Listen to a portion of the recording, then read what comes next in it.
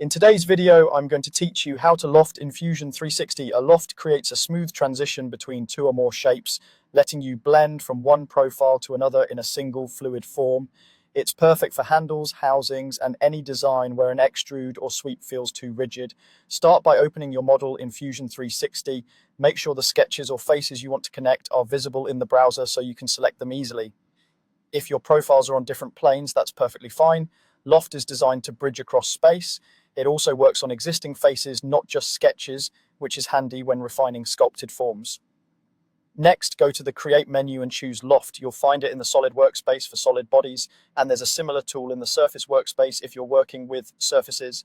The dialog will open and wait for your section selections. Now select the profiles or faces you want to loft between. Click the first profile, then the next, and continue if you have more than two.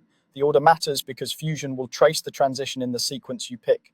If the preview looks twisted or inverted, reselect in a consistent order or flip the small direction arrows that appear on the profiles. You can mix and match closed and open profiles, but aim for clean, closed sketches when you want a watertight solid. If the preview fails, check for gaps or overlapping geometry in your sketches. With the base shape previewed, adjust the options to refine the result. Start and end constraints control how the loft connects to the adjacent geometry. Free gives a natural blend, while direction or tangent options help the loft leave a face smoothly.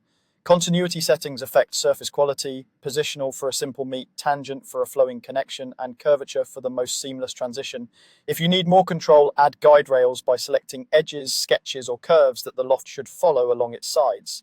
Rails should intersect the profiles to influence them effectively. If the shape pinches or bulges, try adjusting the weight handles, changing continuity, or reordering the profiles to calm the flow. When you're happy with the preview, click OK to create the lofted shape. Because this is a parametric feature, you can always return to the timeline, edit the loft, swap profiles, or tweak constraints without rebuilding your model. If the loft fails after changes, simplify the constraints or verify the profiles are clean and fully defined.